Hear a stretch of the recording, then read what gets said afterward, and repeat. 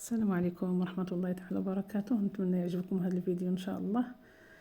اذا هنا كتشوفوا عندنا هنا السفنج اللي كيجي طري ما شاء الله، خفيف يعني تقريبا خاوي من الداخل، كيجي يعني رائع جدا جدا، يستحق التجربة ان شاء الله. نتمنى يعجبكم هذا الفيديو، ولا عجبكم ما تنسوناش من الاشتراك وكذلك من اللايك ومن التعليقات ديالكم المحفزة ان شاء الله. هنا كنديرو يعني واحد النوع كنديرو فيه يعني السكر سنيده باش كيجينا حلو شويه، والاخر كنديروه عادي كيكون مسوس. وكتشوفوا دوك يعني من الداخل ديالو كتشوفوه يعني خاوي ما شاء الله، كيتكال خفيف. وهادو دوك الكريات، يعني هاد الكريات اللي كتشوفوا يعني داك الوسط ديال السفنج ديالنا انا ما ضيعتهمش، يعني بقاو لي شي وحدين وقلت علاش ما نطيبهم. يعني حتى شي حاجه ما كتضيع في هاد العجينه هذه ما شاء الله، واقتصاديه. وكذلك غادي تكون المكونات ديالها موجوده في كل بيت ان شاء الله، وقليل من الدقيق تعطي يعني واحد الكميه ما شاء الله. نتمنى ان شاء الله يعجبكم، وان شاء الله يعني تستعملوه يعني في الوجبات ديالكم، يعني في الفطور ولا في الكوتي. وبالنسبه للاطفال كذلك يعجبهم، وكنقدمه مع كاس من الشاي المشحر طبعا. اذا هنا ندوزو المقادير. هنا كنحتاجو واحد ربع كاس ديال الحليب، واحد البيضه كنحطوهم في واحد الاناء، كنزيدو عليهم واحد يعني كنضيفو واحد الملعقه ديال السكر سنيده، واحد الملعقه خميره فوريه، وكذلك كنزيدو واحد نصف ملعقه من الخميره الكيماويه، يعني نصف ملعقه.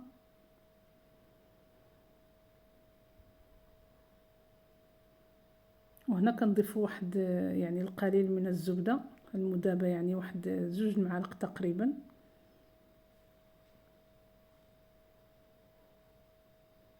وكنضيف كذلك الملح،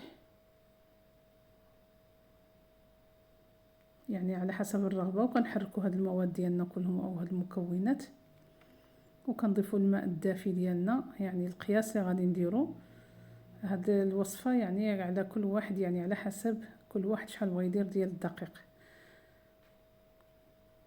صافي ملي كنحركوا هاد المكونات كنخلوهم حتى يعني يتفاعل ديك الخميره وكيتفاعلوا مع بعضياتهم. صافي من بعد ما كيتفاعلوا لينا كنجيبوا الطراب اليدوي وكنخلطوهم واحد شويه، يعني نضربوهم شويه غير باش ينسجموا مزيان. صافي هنا انا كنزيد الدقيق ديالي. انا خديت هنا واحد يعني واحد الزلافه هي اللي خديت، يعني كتاخذوا القياس اللي بغيتو نتوما. يعني تقريبا هنا واحد 200 غرام ديال الدقيق. المهم هنا تقدروا تزيدوا، تقدروا يعني تنقصوا على حسب نتوما اش يعني الكميه اللي بغيتو. انا هنا درت يعني تقريبا واحد 200 غرام ديال الدقيق، وغادي نضيف لها واحد القليل جدا باش نجمع العجينه ديالي. صافي كنضربوها غير واحد شويه حتى كتنسجم لينا. من بعد انا وليت ضفت يعني واحد شويه ديال الدقيق.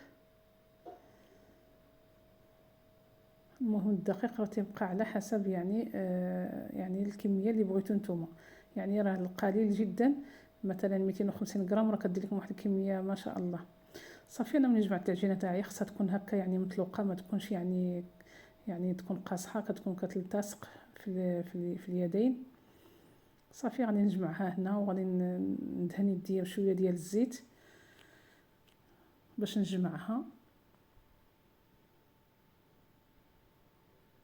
صافي ملي كتجمعوها يعني بالقليل من الزيت لانها كتلتصق.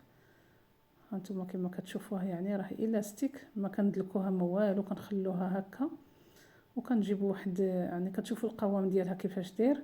صافي كنجيبوا واحد البلاستيك غذائي وكنحطوها فيه باش يعني نخلوها يعني ترتاح مزيان واحد المده ديال تقريبا من 5 دقائق حتى 10 دقائق تقريبا. صافي ملي كترتاح لينا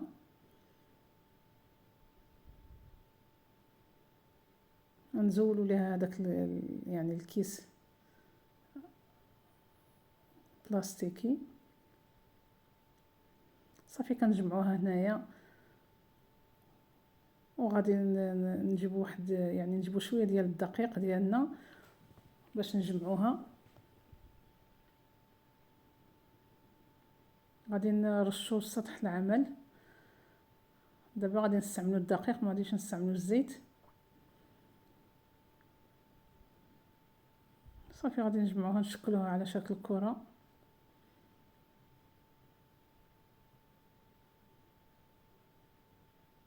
كتشوفوها تبارك الله راه كتولي مدلوكه غير بوحدها. صافي كنرجعوا لها داك واحد البلاستيك يعني غذائي، كنخلوها غير تطلق واحد شويه باش نقدروا نسرحوها بالمدلك.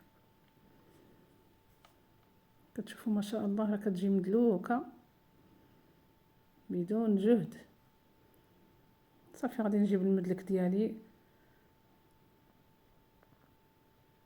وغادي ندهنو بشويه ديال الدقيق، وغادي نسرح هذيك العجينه ما تكونش رقيقه بزاف وما تغلظوهاش لان غادي نخلوها تخمر واحد شويه.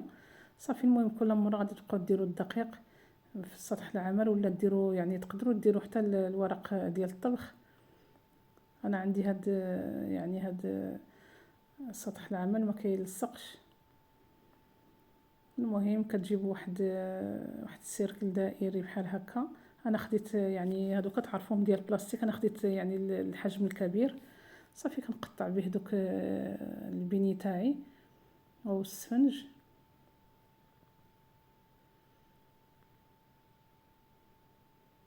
مره بقاو ديروا في الدقيق باش ما يلصق لكمش. صافي هنا انا كنجيب غير واحد الغلاقه ديال القرعه كما كانت. المهم ما تكونش ديك الماركه الصغيره وما تكونش كبيره، يعني تكون يعني على حسب باش نديروا ديك الثقبه في الوسط. صافي كنديروها في الدقيق ومن بعد كنطراسو بها يعني هادوك البيني ديالنا باش يشكل لنا واحد الثقبه في الوسط باش يجونا كلهم قادين بحال هكا. كنحصلوا على هذا الحجم هكا. صافي كنجيبوا واحد يعني انا عندي واحد اللائحه تما كندير فيها يعني درت فيها واحد المنديل وصافي رشيته بالدقيق، وانا غنستف فيها هاد البيني تاعي نخلوهم. ما غاديش نخليهم يخمروا كاع يعني بزاف، ولكن يعني في حدود انني نكمل كلشي ديك العجينه اللي عندي وغادي نبدا من الاولين. وهكا هما كيخمروا بوحدهم، ما تخلوهمش يخمروا يعني حتى يتهرس فيهم الخميره. صافي كنزول هادوك الثقب من الوسط وكنخليهم يخمروا واحد شويه يعني غير يعني في الوقت اللي غادي نكون وجدت انايا الزيت. هنا اذا كناخذ انا واحد المسمار ديال القضبان خديته عوجته. انا عوجته هكذا يعني باش نبقى نهز به البيني تاعي باش ما يحرقنيش الزيت. هنا خديت الزيت وخليته كيسخن مزيان وما نجهدوش عليه النار. صافي كنحط فيه دوك البيني تاعي ولا دونيت يعني هما كلشي كيف. صافي كنحطهم في داك الزيت ومن بعد كنبقاو نرشوا عليهم يعني من الفوق، ما نخلوهمش يطيبوا من التحت. خصنا نقلبوهم يعني غير ينشفوا ونقلبوهم على الجهه الثانيه. وصافي كنستعملوا هذاك يعني سبحان الله ديال السفنج. الا عقلتوا على هذا راه كنا في السوق ملي كنا كنشروهم في يعني السفنج كنشروه عند مول السفنج عند السفنجي، كنلقاو عنده دائما واحد المسمار بحال هكذا كيهز به السفنج هكا. كنتفاداو يعني الزيت باش ما يحرقناش. صافي ملي كيتحمروا لينا واحد شويه كنجمعوهم. انا وليت كندير بحال السفنجيه الكبار، كنحصلوا على السفنج تاعنا بحال هكا ما شاء الله. صافي كنحطوهم في واحد يعني واحد الصحن اللي كيكون به منديل، راه ما كيمتصوش الزيت نهائيا. صافي ملي كنخليهم كنحصلوا على هذا الشكل هذا ما شاء الله. كنخليهم واحد شويه يعني غير يبردوا واحد شويه، وكنجيب يعني سكر سنيده. اللي ما بغاهش ما يديرش، انا كيعجبوني بالسكر لانهم كيكونوا اصلا هما مسوسين. صافي كنفندهم في هذا السكر ونكمل الباقي ديال يعني الوحدات اللي عندي ان شاء الله نقليهم كاملين. هانتوما كتشوفوا ما شاء الله كتجي زوينه وخفافين. اللي اهم فيهم انهم خفاف ما كيكونوش ثقال نهائيا.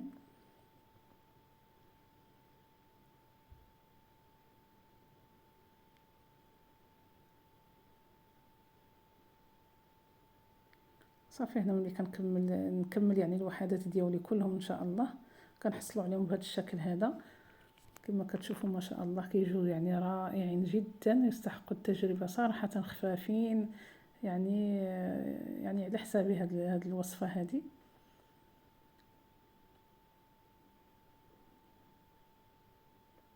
يعني ملي كتاكلوا وحده ما كتحسوش بها، كتبقاو تقلبوا على الثانيه والثالثه. وهنا كتشوفوا يعني دوك الكريات الصغار، هادوك الصغيورين اللي كنت تقبت بهم انا البنيه هما هادوك، بقاو ليا هادوك. يعني قلت بلا ما نبقى نجمعهم نعاود ندير فيهم نشكل فيهم بنيه او سفنج اخر، وليت قليتهم غير هكاك وجاو زوينين خاويين من الداخل. وهنا كنقدموهم مع يعني كأس من الشاي. طبعا السفنج تاعنا دائما كيجي مع اتاي. والسلام عليكم ورحمة الله تعالى